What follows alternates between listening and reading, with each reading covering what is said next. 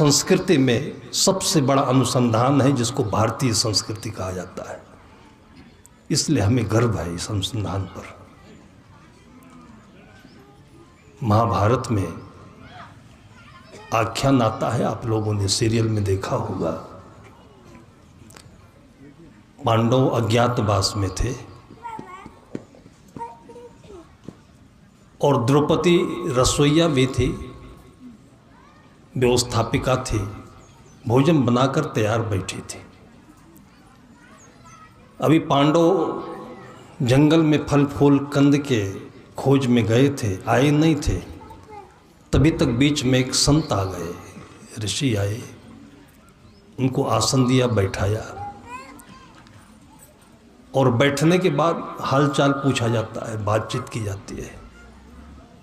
आज की सभ्यता में, लेकिन पुरानी सभ्यता में हम लोगों ने गांव में देखा है तो सबसे पहले आसन दिया जाता है। इसके बाद तो उच्च संस्कृति में, उच्चतम संस्कृति में है कि चरण भी पखारे जाते हैं। छत्तीसगढ़ में मैंने देखा है, अब वो भूल गए होंगे लोग, साहवाड़ा गांव है एक कांकेर की तरफ। आज से लगभग 25-30 साल पहले की बात है।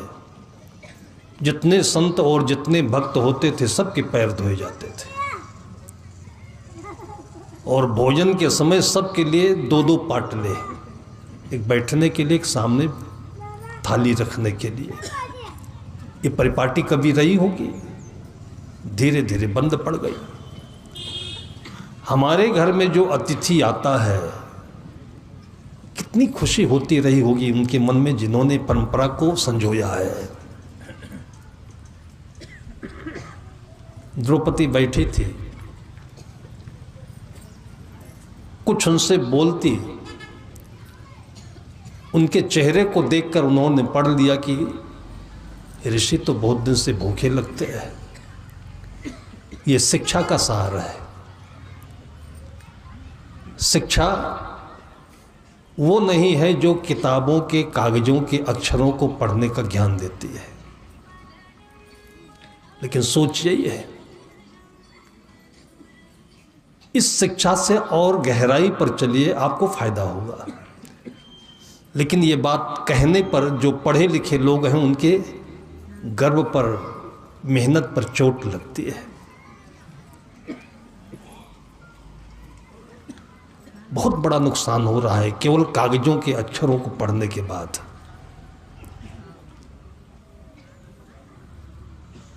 शिक्षा का अर्थ है अक्षरों को पढ़ना। हमारे साथ 10-12 वर्ष का लड़का साधु जीवन के लिए रहने आया था। एक लेक्चरर आए, भक्त थे, वो बैठे, बातचीत होती रही। उस लड़के को देख करके उन्होंने कहा कि साहब इसको पढ़ने भेजते हैं कि नहीं। पढ़ने का अर्थ इतना रूढ़ ही वो परक हो गया है, इतना बेअंदाज का हो गया है कि केवल स्कूल जाना, कागजों को पढ़ना। उसी अंदाज में उन्होंने कहा होगा कि इसको स्कूल भेजते हैं कि नहीं पढ़ने के लिए। मैंने उनसे पूछा कि आप तो पढ़ लेते होंगे। तब थोड़ा सा वो चकित हुए। उनको पता था कि साहब हमें जानते हैं कि मैं व्याख्याता हूँ और हमसे आप पूछते हैं कि पढ़ लेते होंगे। मैंने कहा जो कॉपी में, किताब में अक्षर लिखे होते हैं आप पढ़ लेते हैं। मुस्कुराए। उन्होंने कहा पढ़ लेता हूँ। मैंने कहा अक्षर की परिभाषा बता दीजिए आप। बस वही जो घिसे घिसाई, पिटी पिटाई, रटी रटाई बात है वो बोलने लगे। जो कागज में काले आकार उभरे होते हैं वही अक्षर है। मैंने कहा आप मानते हैं ना, हम तो मानते हैं कि वो काला रंग है, डिजाइन है, कोई गोल है, कोई लंबा है, हम उसे अक्षर क्यों कहें। तब वो संकोच में पड़ गए, सोचने लगे बहुत देर तक। मैंने कहा आपने मास्टर डिग्री ली है और आज तक आप यही पढ़े हैं कि कागज में काले से, लाल से, हरे से, रंग से कुछ उकेर दिया जाए, उसी को अक्षर कहते हैं।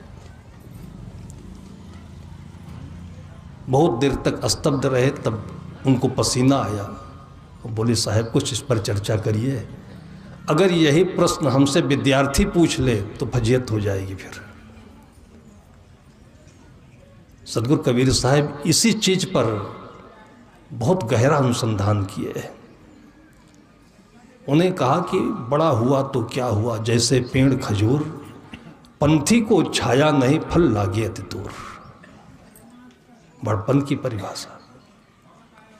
पढ़ने के लिए भी उन्होंने कहा कि पढ़े लिखे क्या कीजिए मन बौरा हो, अंत बिलैया खाए समझ मन बौरा हो।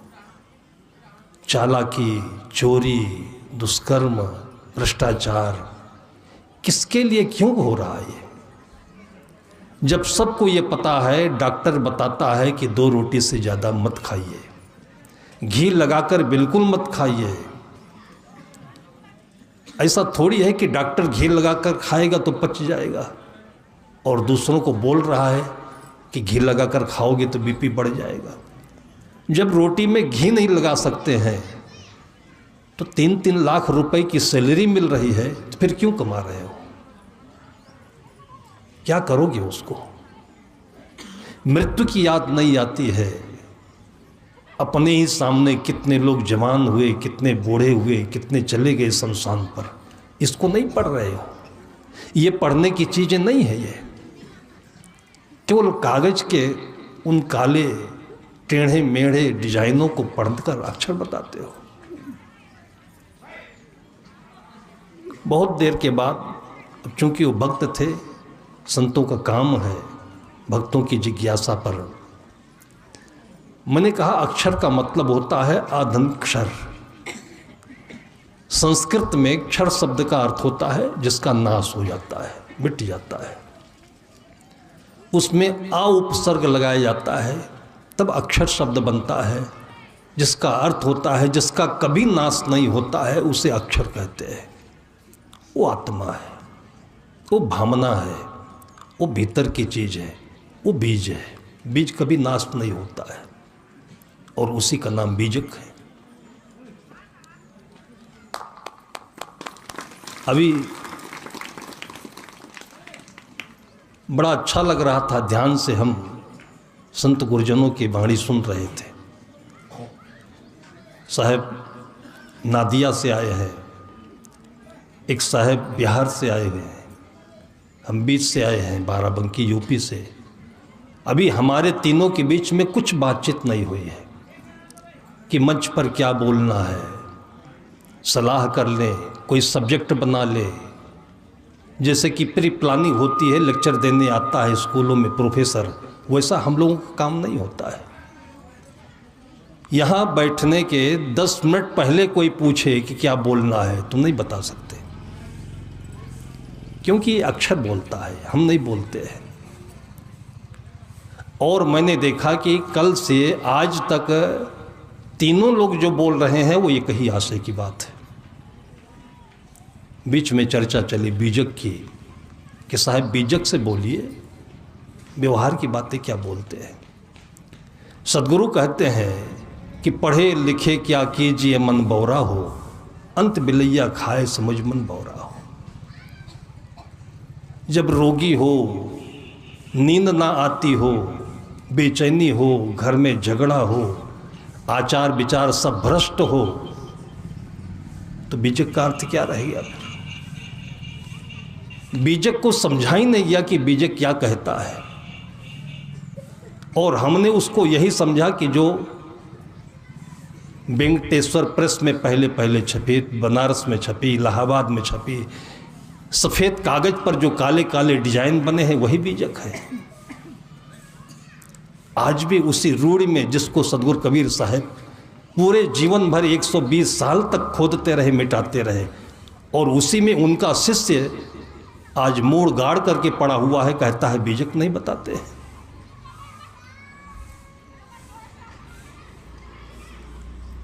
और ये अंधता, इस अंधता पर भी साहब ने कहा कि कैसे गति संसार की ज्यों गाडर की ठाठ। पूरे बीजक में अगर आप पढ़िए तो बीजक शब्द नहीं रखिए तो वही कहा है जो अंधे लोग करते हैं। सांचे से भागा फिरे झूठे का बंधा, कहें कबीर कासे कहो सकलो जग अंधा। सत्य क्या है? सत्य यही है कि आपके मन में शांति हो, शरीर में स्वास्थ्य हो, घर में कलह नहीं हो, और आप ये तब बना पाएंगे जब अपने जैसे दूसरों को भी अच्छा व्यवहार देंगे, दूसरों के साथ आचार विचार अच्छा होगा आपका, तब मन बढ़िया होगा। उसी को कर्म संस्कार कहते हैं।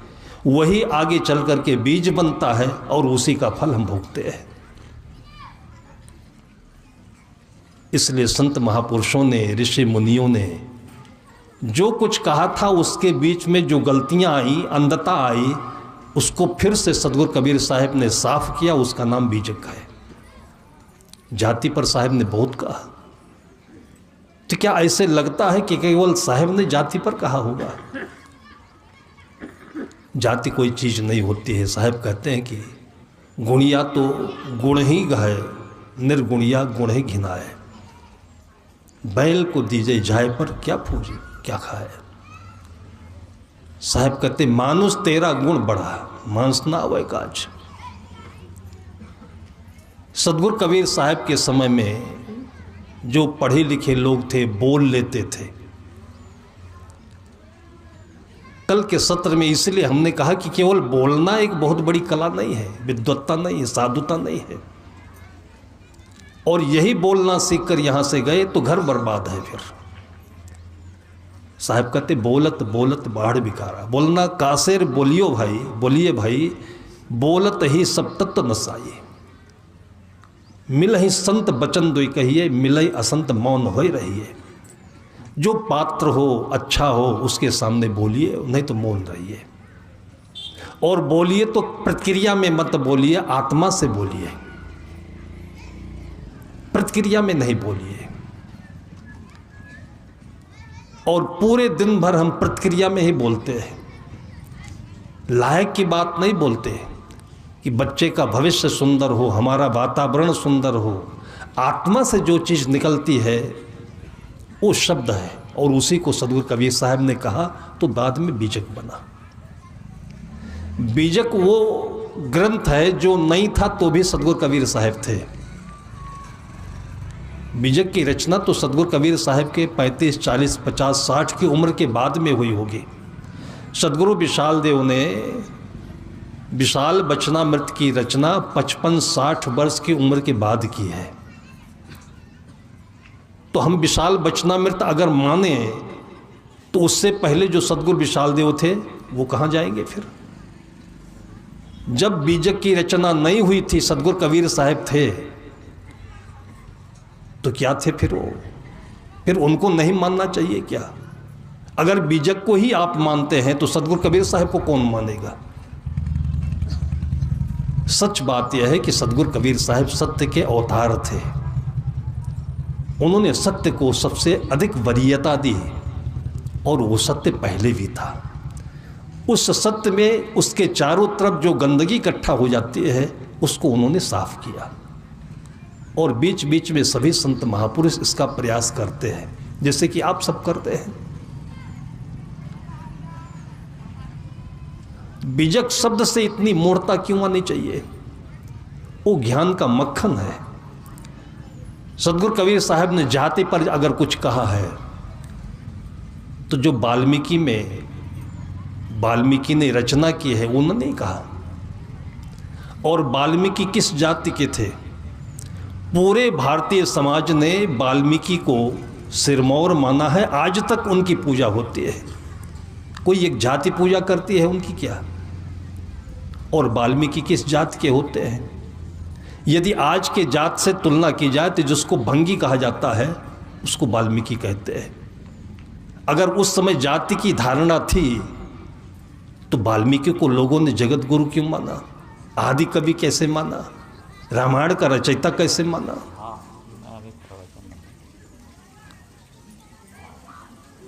उसी वाल्मीकि की रचना में जो वशिष्ठ होते हैं वो किस जाति के थे, व्यास किस जाति के थे, राम किस जाति के थे, सबरी किस जाति के थे। इनका एक दूसरे से कितना सम्मान जनक संबंध है, कितना प्रेम है, कितनी भक्ति है, ये नहीं दिखता क्या। और जो गंदगी इकट्ठा होती है, 10 आदमी का परिवार है, एक लड़का कोई थोड़ा सा रास्ते से विचलित हो जाए तो पूरा परिवार गंदा हो जाता है क्या। इसी प्रकार से हमारी परंपरा में जो कि मनुष्य का स्वभाव है, बोलने में, खाने में, करने में, व्यवहार में गलतियां किया करता है। वो गलतियां निकालने का काम घर का जो शुद्ध व्यक्ति है, सज्जन व्यक्ति है, सुलझा हुआ व्यक्ति है। अगर एक लड़का आपके घर में कुछ विचलित होता है तो उसकी निंदा नहीं करिए। शराब पीता है, कुछ और खाता है, कुछ और भी कर लेता है, निंदा नहीं करिए।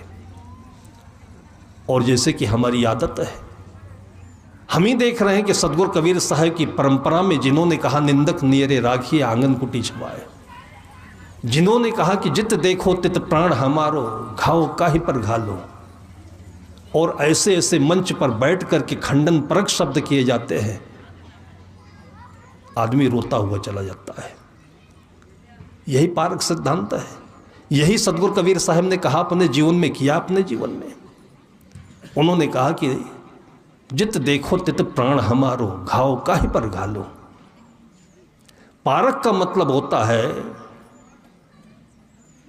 बुराई देखना नहीं, निंदा करना नहीं। जहां पर बहुत सारे हीरे पड़े हों उसके बीच से कचड़ा निकालना नहीं। इसी को तो आलोचना कहते हैं कि हीरा पड़ा है उसको नहीं देख रहे हैं, कचड़ा पड़ा है उसको उठा रहे हैं, उसको छींट रहे हैं। और उन्हीं सतगुरु कबीर साहब ने कहा हीरा परा बाजार में। कितनी मार्मिक बात है और कितनी हितकर बात है कि ये तो संसार है। जैसे समुद्र में सब कुछ होता है और समुद्र का मंथन हुआ तो विष भी मिला, अमृत भी मिला, 14 रत्न मिले, उनमें से और सारी चीजें व्यवहार की हैं। अमृत और विष परमार्थ है। जो हमारी मानसिकता में ऋणात्मकता है वो जहर है, और जो हमारी मानसिकता में धनात्मकता है, पॉजिटिविटी है, वो अमृत है। आपकी नज़र कैसे है, आपका दृष्टिकोण कैसे है कि गाली में भी आप क्या आशीर्वाद देख सकते हो, समझ सकते हो। और जो अच्छी अच्छी बातों में भी गाली ढूंढ रहा होगा तो उसको अमृत कैसे मिलेगा। समुद्र का मंथन हुआ, ये संसार समुद्र है, इसमें जहर भी है, इसमें अमृत भी है। ये तो सामान्य लोगों की आत्मा में मैंने देखा है। गांव में लड़का बीएससी कर रहा था, रात में देर तक पढ़ता था, जिसके बाद बहुत काम है, गृहस्थी भी है, अपने जीवन का झंझट भी है। उसके लिए दिनचर्या, नियम, ये सब कोई मायने नहीं रखते। वो तो अवसर देखता है, जब अवसर मिले तब सो जाओ, जब अवसर मिले तब पढ़ लो, जब अवसर मिले तो घर का काम भी करना है। सुबह देर से उठता था। उसका पिता कमज़ोर भी था, थोड़ा बूढ़ा हो गया, 60-65 का। उसको गाय का, पशु का गोबर निकालना पड़ता था, चारा काटना पड़ता था, खिलाना पड़ता था, खेतों में जाना पड़ता था। तो बेटे को सोता हुआ देख करके बोलता था, साले कुंभकर्ण बना सो रहा है, आज मैं जिंदा हूँ, मेहनत कर रहा हूँ, खा लो, और नहीं तो तुमको सड़क पर घूमोगी, कोई भीख नहीं देगा तुमको। जब जोर जोर चिल्लाता था पिता, तब बेटा उठता था और उसके बाद जाकर सीधे पिताजी के पैर पांव पर गिर जाता था और अपने सिर में लगा करके फिर गोबर उठाने लगता था। ये रोज की आवाज़ है, ये उसके लिए रोज की आवाज़ है। पास पड़ोस के लोग जो सुनते थे वो पिता की गाली को वो दहल जाते थे। वो कहते थे कि पिता है कि कसाई है, ये ऐसी गंदी बात बोलनी चाहिए, रोज शराब देता है सुबह सुबह उठ करके। ये लेकिन उस बेटे ने कभी भी प्रतिक्रिया नहीं की, क्योंकि वो बुद्धि में नहीं बसता था, आत्मा में बसता था। बुद्धि तो गणित है ना, और गणित में ये चार हमेशा रहते हैं। आप लोगों के मैथमेटिक्स के सिलेबस में कहीं नहीं पढ़ाया गया होगा कि गणित केवल कागज़ों पर दुनिया में ऑफिसों में प्रयोग करते हैं, लेकिन गणित जिंदगी की भी चीज़ है, घर की भी चीज़ है। गणित में कौन चार चिन्ह है? एक धन होता है, दूसरा ऋण होता है, तीसरा गुणा होता है, चौथा भाग होता है। आपने कभी सोचा इसके क्या अर्थ हो सकते हैं? तुम गणित जिंदगी पर पढ़ते रहो, लेकिन फायदा क्या हुआ पढ़ने का? फायदा यह है इसका कि ये चार प्रकार के लोग जहां भी आप रहोगे आपके साथ हमेशा रहेंगे। एक धन वाला होता है, कैसा भी हो, उल्टा सीधा, माँ से हो, पिता से हो, पत्नी से हो, बेटों से, सबसे जुड़ा ही रहता है, सबको मैनेज कर लेता है वो। ये धन का मतलब है। ये स्वभाव में होता है, और उसको आगे रख करके उसको हमने भगवान राम कहा, मैनेज किया उन्होंने। उसी रामायण को पढ़ करके बाल में खाल निकालने वाले भी हमारे बीच में बैठे हैं, रात दिन उसी की कीचड़ को निकाल कर उछाला करते हैं। और साहब कहते कि हीरा परा बाजार में रहा छार लपटाए, कहते ही मूर्ख पच में कोई पारख लिया उठाए। आपको मतलब हीरा से है कि कचड़े से है? राम ने पूरे जीवन में जहां जहां गए हैं, अब इसको आप एक कहानी समझिए, उदाहरण समझिए। किसी भी सत्य वस्तु को समझाने के लिए कुछ न कुछ तो प्रत्येक सामने रखना पड़ता है, तो वाल्मीकि जी ने इसको रख दिया। उसमें से जो उपयोगी है और जो योग करने लायक है उसको रखिए। और उसमें सबसे बड़ा व्यक्तित्व यही है कि राम हर जगह अपने को मैनेज करने की कोशिश करते हैं, और जहाँ कमी रह जाती है वो हर एक मनुष्य में, जिसको बाल सुलभ स्वभाव कहते हैं, मानवता की कमजोरी कहते हैं, कि मनुष्य जीवन धारण करके ये कमजोरी सब में हो सकती है, उससे बचना और जो इसमें अच्छाइयाँ हैं उसकी ओर आगे बढ़ना। और इसी को हमारे वेदों में, उपनिषदों में कहा गया, असतो माँ सद्गमय। केवल सत्य नहीं, असतो माँ, असत्य से सत्य की ओर चलना है। तमसो माँ ज्योतिर्गमय, मृत्योर माँ अमृतम गमय। ताल ठोक करके आप केवल सच लेकर चल रहे हो, सच मिलेगा कहाँ? ताल ठोक करके आप चल रहे हो कि मुझे हीरा ही चाहिए। दुनिया में कोई खदान है कि जहाँ पर केवल हीरा बनता हो? हीरा तो आप पन्ना जाइए मध्य प्रदेश में, और बड़े बड़े पहाड़ जब खोदे जाते हैं, लाखों टन मिट्टी पत्थर निकाल दिए जाते हैं, तब बीच में कहीं हीरा मिलता है। और आप जहाँ पर 99 हीरा पड़ा हो और एक कंकड़ हो, कंकड़ उठा लेते हो, हीरा छोड़ देते हो। पारख का मतलब होता है जो पाने योग्य हो, पा धन रख, जो पाने योग्य है उसको रख लीजिए, अथवा जो रखने योग्य है उसको पा लीजिए। ये जिंदगी का पारख है। ये राम हर जगह मैनेज करने की कोशिश करते हैं, और उसको कहते हैं प्लस। हमेशा प्लस में जाइएगा, हमेशा आप उत्तरोत्तर प्रगति में जाइएगा। हर जगह सम्मान मिलेगा, हर जगह आवभगत होगा, हर जगह। कहते नहीं कि उस दुकान पर जो बैठता है तो दुकान तो दौड़ने लगती है, उसके हाथ में जादू है। कोई ऐसा चमत्कारी व्यक्ति आपको मिलता होगा, घर में बेटी है, जब से जन्मी है घर में सब कुछ बढ़ता चला जा रहा है। इस ऑफिस में जब से वो आदमी आया हुआ है तब से देखिए काम कितना सुंदर ढंग से मैनेज हो रहा है। और ये चमत्कार कहाँ से पैदा होता है? उस संबंध का नाम है धन। लेकिन इतने की ही आशा आप रखें परिवार से, मेंटलिटी में, और इसी मेंटलिटी में आप शादी करेंगे, बच्चे पैदा करेंगे, तो उल्टा हो जाएगा फिर। क्योंकि धन के साथ ऋण भी होता है। और आपके समाज में ऐसे भी व्यक्ति होंगे जो हमेशा खींचतान मचाए रखेंगे, आपको घसीटेंगे। आप पूरब जाना चाहते हैं, वो पश्चिम की बात बताएंगे। लेकिन उनसे भी भगना नहीं है। जो धन वाला व्यक्ति होता है उनसे भी जुड़ जाता है। और उसके बाद गुणा वाला मिलेगा। तो मंथरा को तो आपने देखा ही है, कितना गोड़ा भाग करके रामायण की रचना कर दी उसने। वो आपके घर में कोई उस जमाने की मंत्रा थोड़ी है, आज भी मंत्रा है। और वो मंत्रा को भी भगवान श्री राम ने स्तुति ही किया है, कहीं निंदा नहीं की उसकी, न कैकेयी की न निंदा की।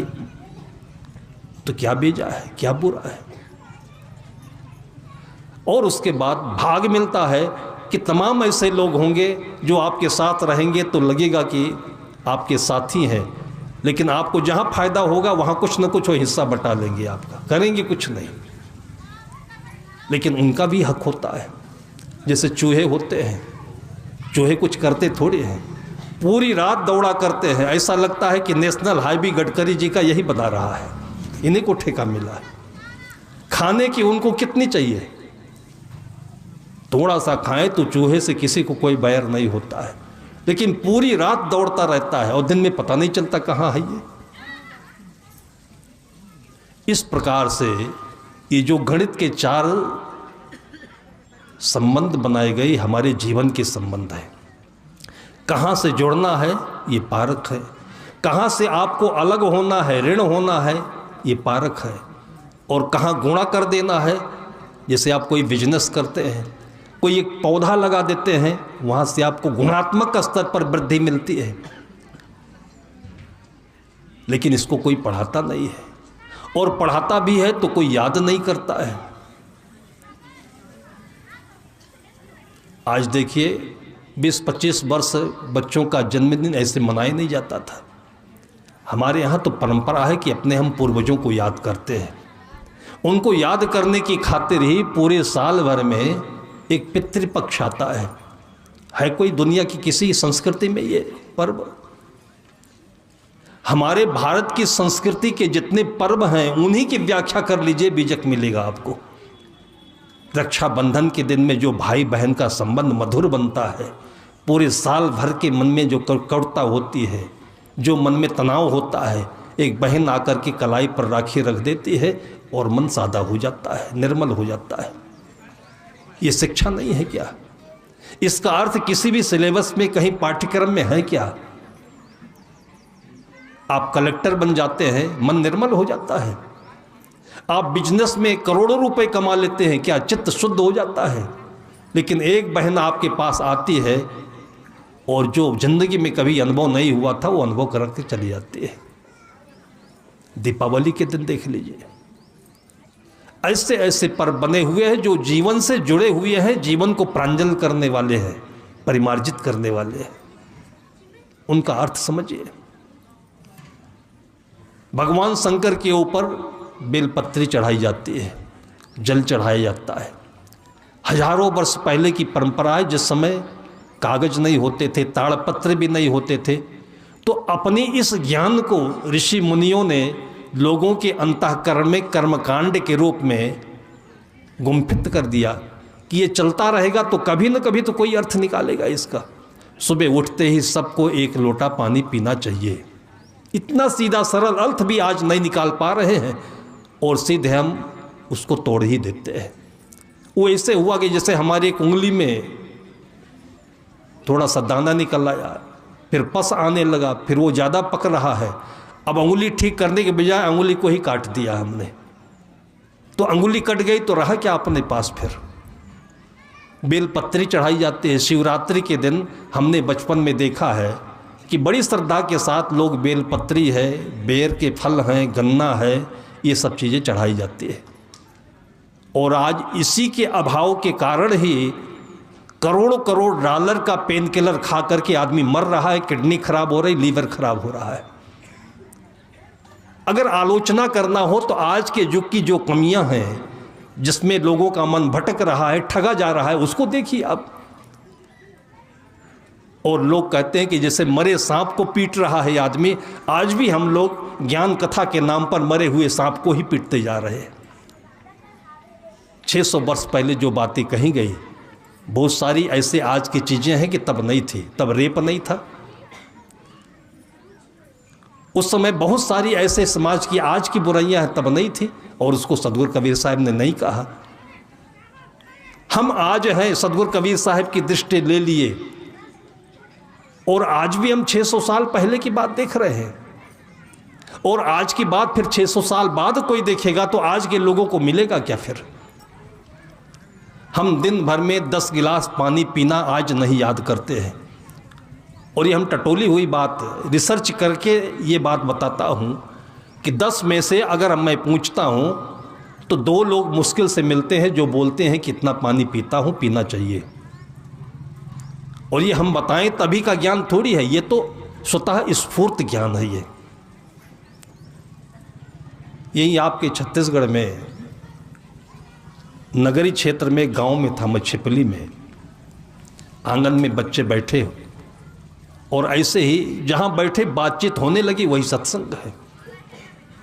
अब बच्चों से हम कैसे उनका दिल लें, उनको दिल दें? तो उनके सिलेबस की बात, उनके कोर्स की बात पूछता पूछता पर ने पूछा कि अच्छा ये बताओ बच्चों कि दिन भर में कितना पानी पीना चाहिए?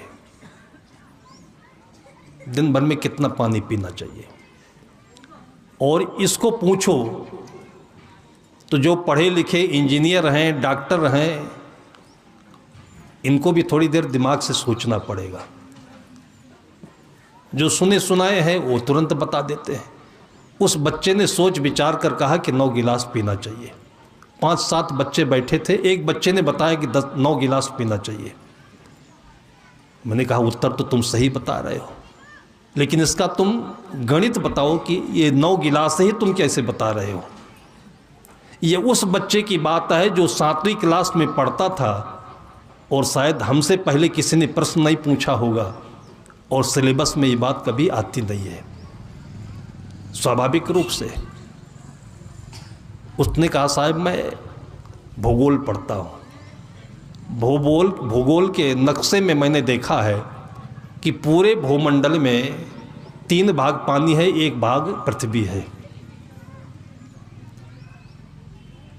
उपनिषदों का सूत्र है यथा पिंडे तथा ब्रह्मांडे। जो पूरे ब्रह्मांड का नियम है वही नियम हमारे शरीर में भी लागू होता है, वही अनुपात है, वही तत्व है। इसलिए कहा जाता है जो भीतर है वो बाहर है, जो बाहर है वो भीतर है।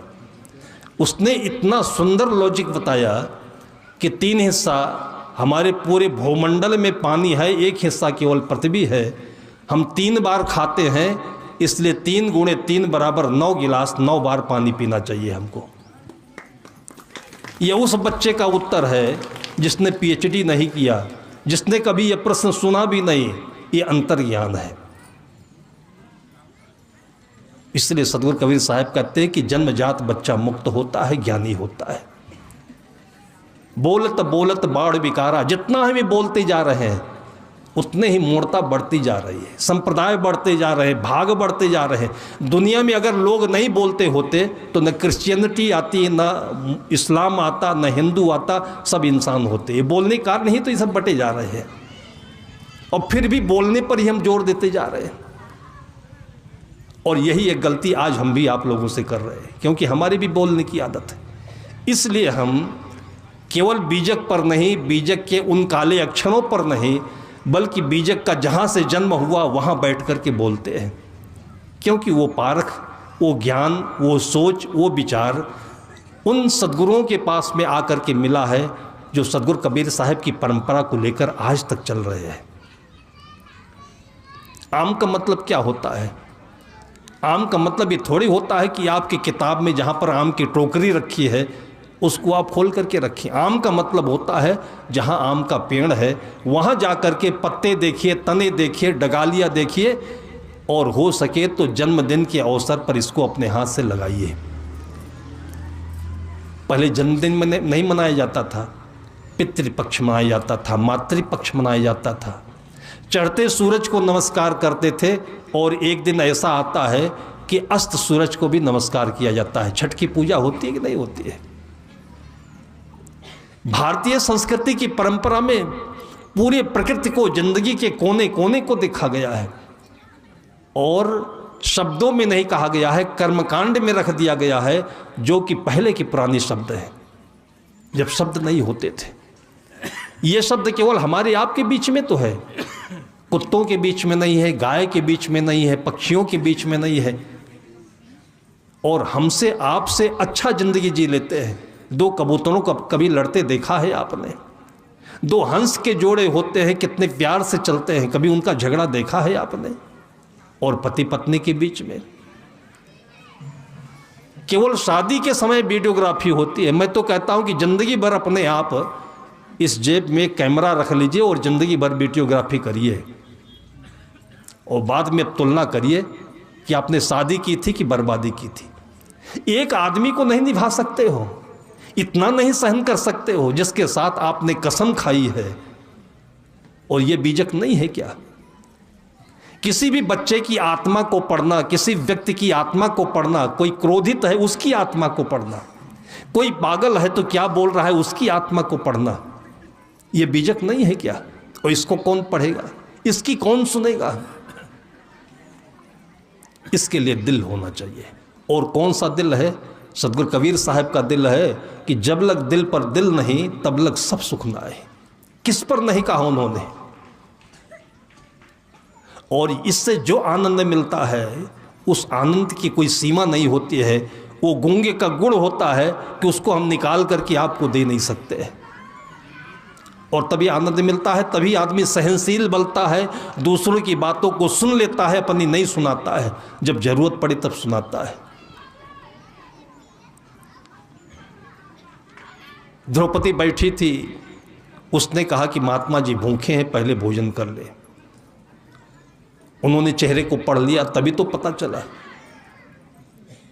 एक माँ अपनी बेटी से कह रही थी कि बेटी तुम केवल स्कूल में पढ़ती हो, अब तो बड़ी हो गई हो, रसोई में पहुंची हो, तो थोड़ा हमारी रसोई में मदद करा दिया करो।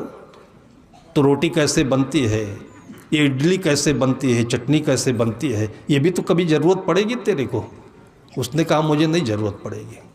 कहा घर में कोई आएगा तो चाय पानी कराएगी कि नहीं कराएगी? कहा काम चल जाएगा। माँ भी चकित हो गई, कैसे काम चल जाएगा?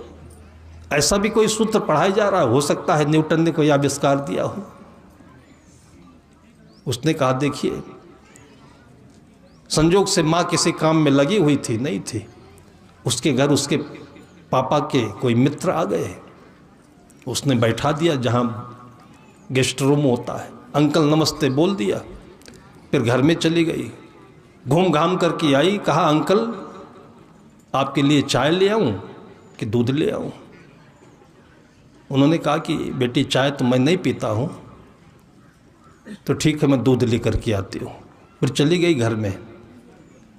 1 मिनट के बाद फिर लौटी, बोली अंकल मीठा दूध लेकर के आए कि सादा फीका दूध लेकर के आए? बोले बेटी मुझे शुगर तो है नहीं, मीठा मिला देना थोड़ा। फिर चली गई घर को। फिर लौट करके आई, बोली अंकल स्टील के गिलास में लेकर के आए कि कांच के गिलास में लेकर के? कहते सज्जन समझी सके जाए, गधेड़ों रोज मार खाए। वो समझ चुके थे।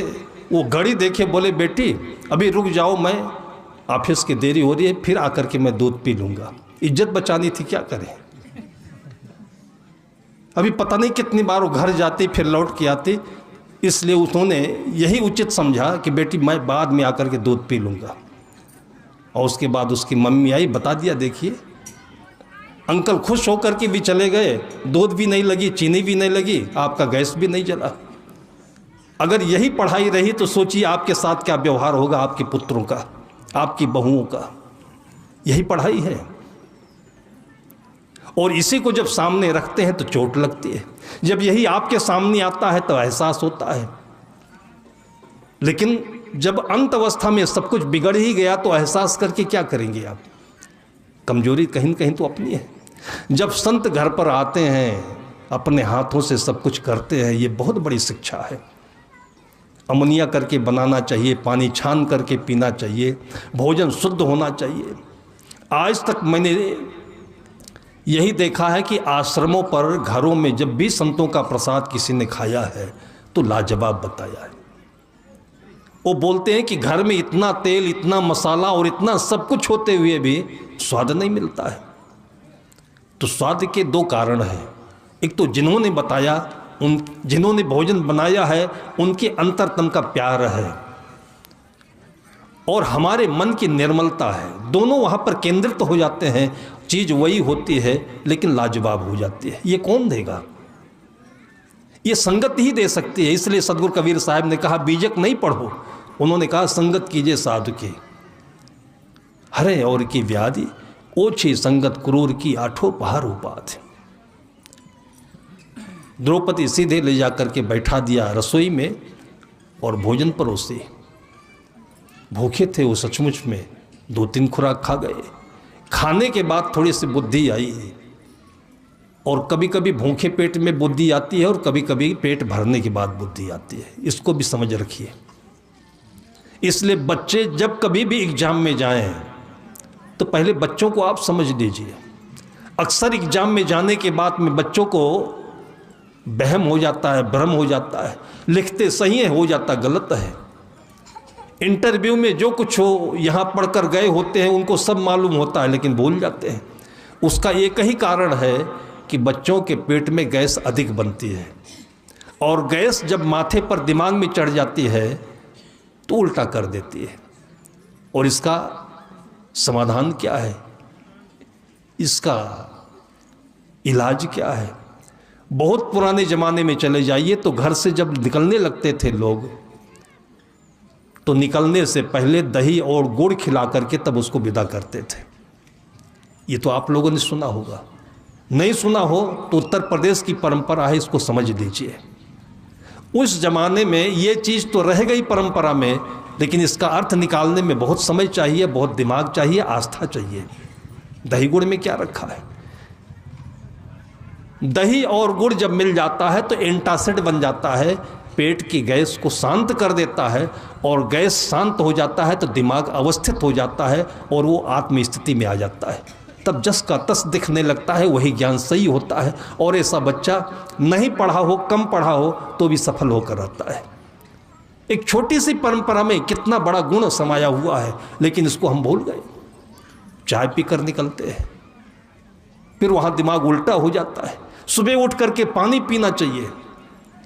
अगर सिर में दर्द है, आप बेल की पत्तियों को पीस करके, और बेल तो एक प्रतीक है, उसमें अमरूद की भी पत्ती हो सकती है, जामुन की पत्ती हो सकती है, आम की पत्ती हो सकती है, नीम की पत्ती हो सकती है।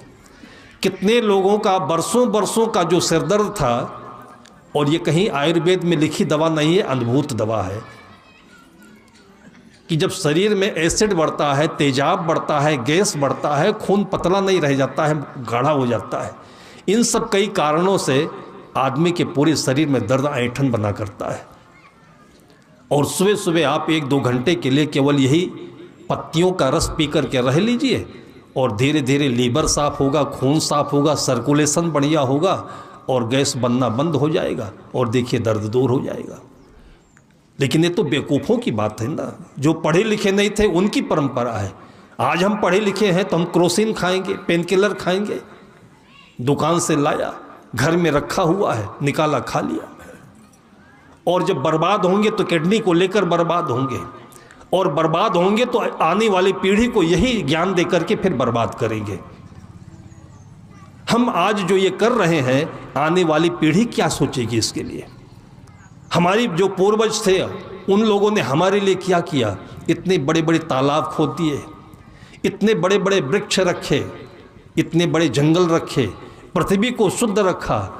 आज यूरिया, डाया, पेस्टिसाइड्स यही डाल डाल करके आने वाली पीढ़ी के लिए हम केवल गालियां छोड़ रखे हैं।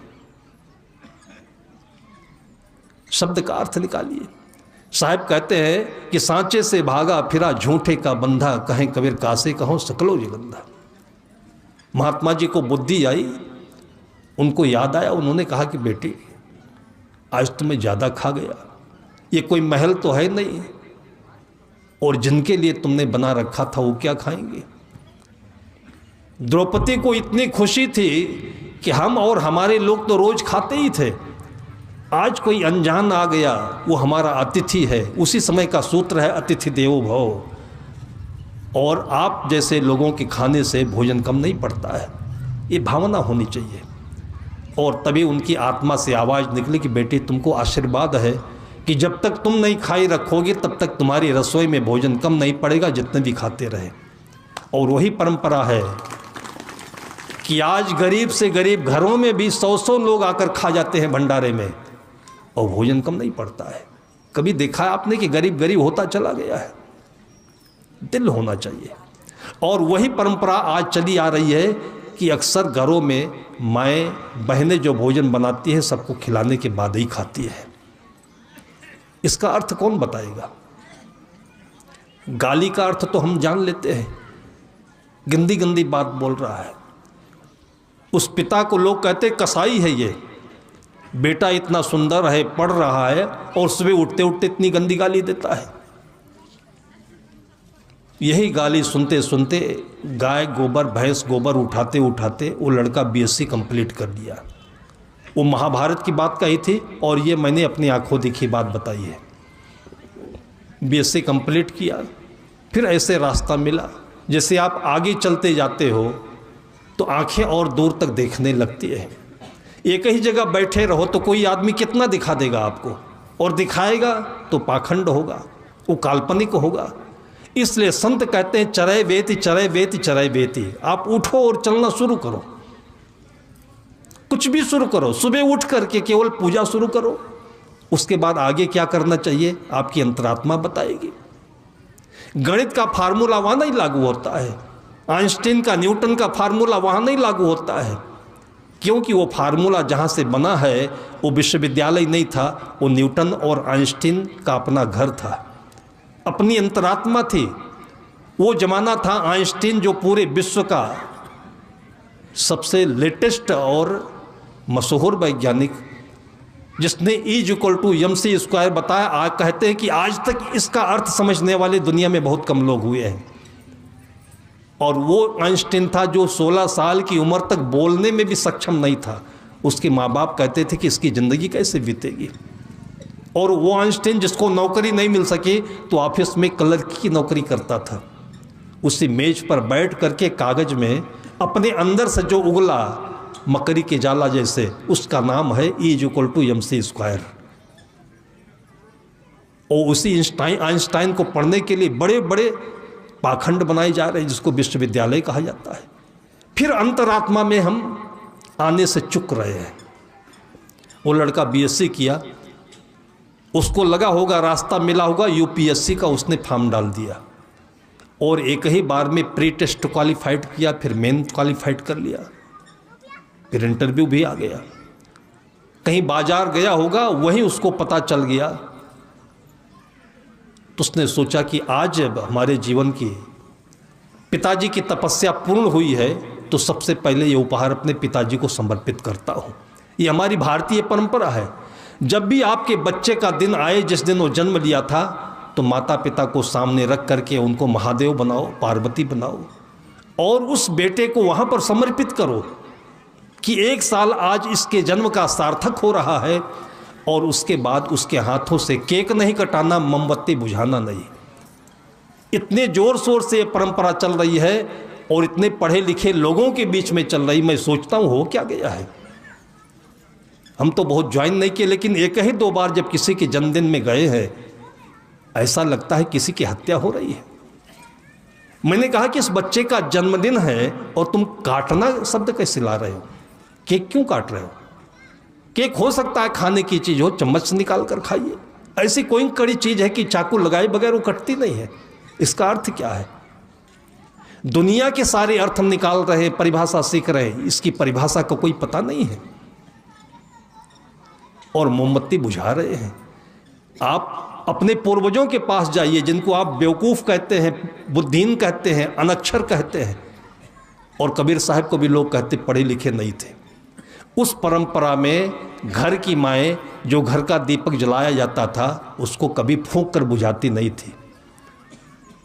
आज भी दुकानों में वो दीपक जलता है तो उसको बुझाता नहीं, आदमी कहता है इस दीपक को बढ़ा दो।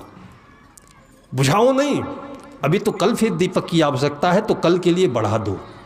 आंचल से उसको बुझाते थे। फूंक मार कर क्यों नहीं बुझाते थे? आंचल से क्यों बुझाते थे?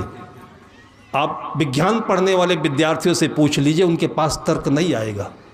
फूंक मारकर इसलिए नहीं बुझाते कि जहाँ दीपक जलता है उसके चारों तरफ कार्बन डाइऑक्साइड होता है।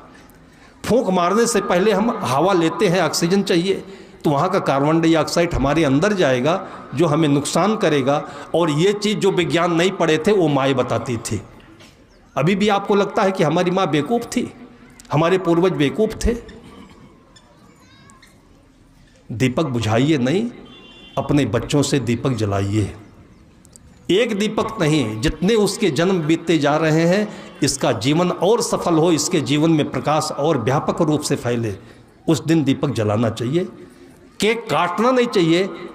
अगर मिठाई है, आपने बनाया है, बच्चों के सामने बनाइए, बच्चे बनाएंगे भी और अपने हाथों से माँ का, पिता का और सबका मुख मीठा भी करेंगे। ये जन्मदिन की सार्थकता होती है। ये बीजक का अर्थ नहीं है। हम लोग तो अंधी प्रवाह में बढ़ते चले जा रहे हैं, वही काली अक्षर फिर पढ़ने पर लगे हुए हैं। इसकी व्याख्या कौन करेगा? वो लड़का यूपीएससी करके आया, क्वालिफाइड करके आया, एक हार ले करके और मिठाई ले करके। वो बाद में आया, उसके घर पर पत्रकार लोग, क्योंकि यूपीएससी क्वालिफाइड करने का मतलब तो जिले में कोई एकाध व्यक्ति होता है, सारे पत्रकार उसके घर पर भीड़ लगा दिया। पिता घबरा गया, वो अनपढ़ था, वो सोचा कि मेरे बेटे ने कुछ गलती की होगी, ये पुलिस आई है, पत्रकार आए हैं, मेरे बेटे को पकड़ने आए हैं। तो यही सबसे वो समझा रहा था कि भाई मेरे बेटे ने कोई ऐसी गलती थोड़ी की है, मैं गाली देता हूँ, डांटता हूँ तो मेरा बेटा है, लेकिन आप लोग क्यों आए हो यहाँ पर? आप लोग बार बार मेरे बेटे को क्यों पूछते हो? मेरे बेटे ने कोई गलती थोड़ी की है। ये उसकी गाली का अर्थ था। और इतने में उसका बेटा आता है भीड़ को चिढ़ते हुए, पिता के गले में हार डालता है, जीत नहीं डालता कि मैं जीत के आया हूँ, हार डालता है और उसके बाद चरण छू करके मुख में मिठाई देता है। और लोगों से पिता पूछते रह जाते कि ये मामला क्या है। मतलब एक निरक्षर व्यक्ति, और वो पहचानने के लिए लोगों से पूछता है कि मामला क्या है, तो लोग बताते हैं कि जिसको रोज़ सवेरे उठकर गाली देते थे ना, ये साले भीख मांगोगे। आज ये जो बना हुआ है कलेक्टर कि लोगों को ये दान करके लोगों का पेट भरेगा और आपके जीवन को चांद सितारे पर पहुंचाएगा। ये गाली का अर्थ होता है। अगर गाली का जवाब बेटे ने दिया सीखा होता आज की भाषा में, तो ज़िंदगी बर्बाद हो जाती। इसलिए बीजक का अर्थ जो करना है तो उसको अपनी आत्मा से करे, क्योंकि बीजक तब भी था जब सदगुरु कबीर साहब की आत्मा थी, वहाँ पर पहुँचिए। इसलिए सदगुरु कबीर साहब कहते हैं, सांचे ते भागा फिरे, मूल गहे ते काम है, तय मत भरम बुलाओ, मन सायर मनसा लहर बहे कहूँ मत जाओ। जित देखो तित प्राण हमारो, घाव काहे पर घालो। किसी की आवाज़ सुन करके आप उसकी आवाज़ की तरफ मत दौड़िए, अपनी आत्मा में आइए, उन बातों को रखे रहिए और धीरे से जब आप शांत होंगे तो उसका अर्थ आएगा। महाभारत में एक बहुत सुखद क्षण आए थे, जब भांडावर्त जाने के लिए, पिकनिक के लिए जाना था पांडवों को। वहाँ हनीमून मनाते, आज के ज़माने का कहें तो लाक्षागृह तैयार हुआ था, उसमें जाकर के कुछ दिन रहते, सुखद दिन थे।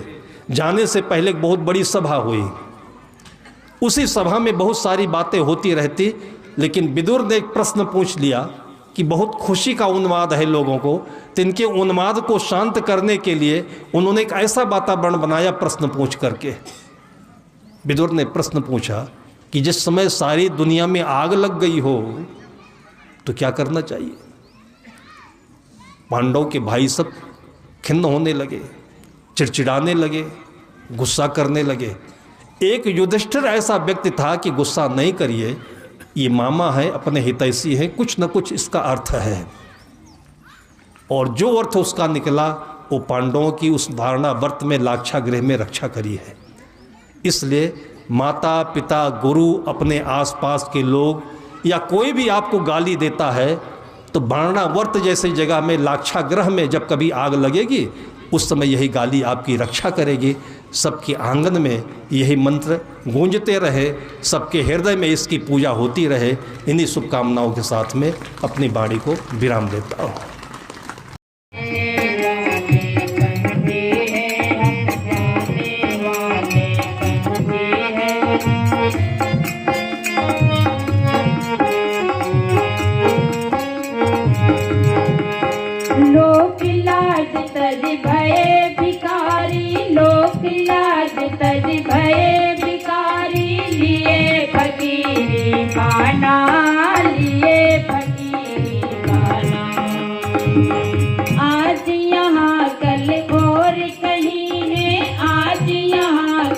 और कहीं है भीख मांग कर खाना, भीख मांग कर खाना। जाने वाले बनती है, हम जाने वाले बनती है, हमसे ना प्रीत लगाना, हमसे ना प्रीत लगाना।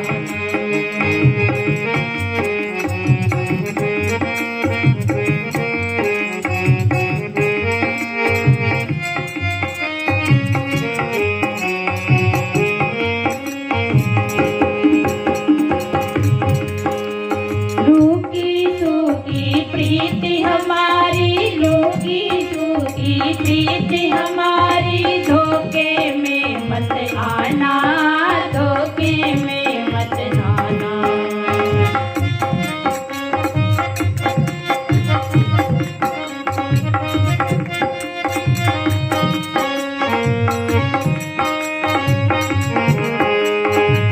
निर्मोही कहीं लोग पुकारे, निर्मोही कहीं लोग पुकारे, हम पकड़ मस्ताना, हम पकड़ मस्ताना। हम जाने वाले बनती है, हम जाने वाले बनती है, हमसे ना प्रीत लगाना, हमसे ना प्रीत लगाना।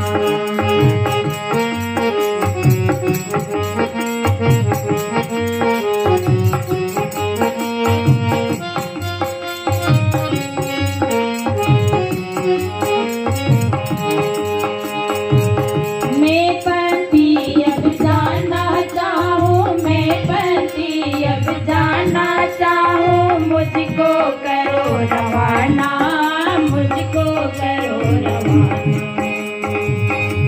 अंतिम मेरी यही विदाई, अंतिम मेरी यही विदाई, प्रेम नहीं ठुकराना, प्रेम नहीं ठुकराना। हम जाने वाले बनती है, हम जाने वाले बनती है, हमसे ना प्रीत लगाना, हमसे ना प्रीत लगाना।